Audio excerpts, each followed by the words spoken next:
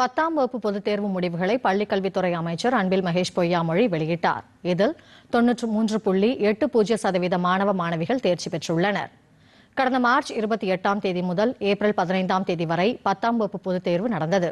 12,480 பள்ளிகளில் பயின்ற 4,46,411 மாணவர்களும் 4,40,465 மாணவிகளும் 25,888 தனித் தேர்வர்களும் 272 சிறைவாசிகளும் என 9,13,036 பேர் எழுதினர். 10ஆம் வகுப்பு பொதுத் தேர்வு விடைத்தாள்கள் திருத்தும் பணி ஏப்ரல் 22ஆம் தேதி முதல் 30ஆம் தேதி வரை நடைபெற்ற நிலையில் தேர்வு முடிவுகள் இன்று வெளியானது.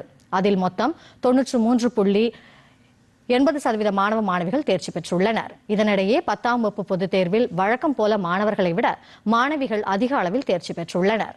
மாணவர்களில் 91.74%, மாணவிகளில் 95.88% தேர்ச்சி பெற்றுள்ளனர்.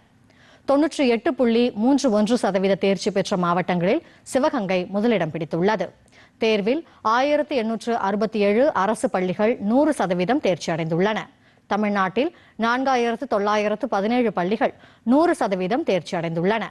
கடந்த ஆண்டை விட நடப்பாண்டு 2.25% பேர் அதிக தேர்ச்சி பெற்றுள்ளனர். 10ஆம் வகுப்பு பொதுத் தேர்வில் ஆங்கிலத்தில் 99.46% மாணாக்கர்கள் தேர்ச்சி அடைந்துள்ளனர். அறிவியல் பாடத்தில் 10,838 மாணவர்கள் 100க்கு 100 பெற்றுள்ளனர்.